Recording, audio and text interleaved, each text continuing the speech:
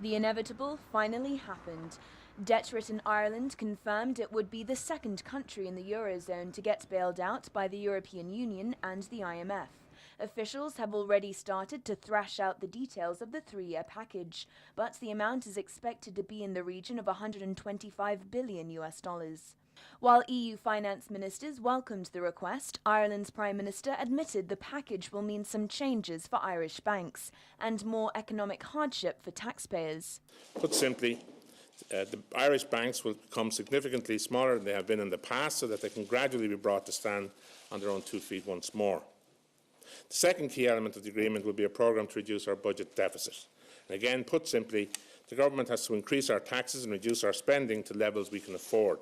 In addition to EU and IMF assistance, Britain, which isn't part of the Eurozone, said it would offer 11 billion US dollars in loans.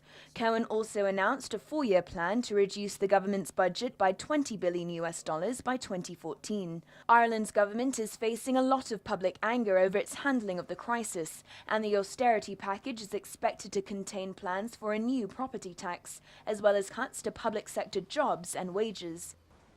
The decision to accept financial help is a complete U-turn for Ireland, which insisted just last week that it didn't need a bailout.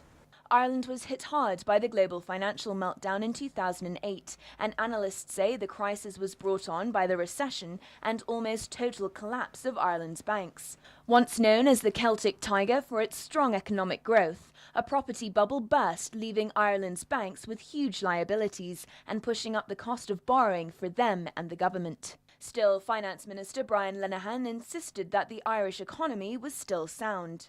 It's very important that we recall that despite our budgetary difficulties and our banking difficulties, there are underlying fundamentals in the Irish economy which are very, very sound.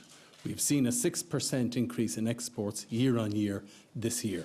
What's driven the bailout is fears that Ireland's problem could spread to other Eurozone countries such as Portugal, making the bailout not about defending one country, but many and their common currency, the euro. Some have even warned that if countries started opting out of the euro as a way to resolve their debt problems, it would mean the end of the EU. In May, Greece agreed to a 151 billion US dollar rescue after the government was faced with the prospect of bankruptcy. In return for the bailout, Athens introduced a round of cuts to benefits and services, which triggered mass protests, resulting in injuries, destruction of property, and even some deaths. The question is, could that happen in other parts of Europe? Laura Westbrook, ATV News.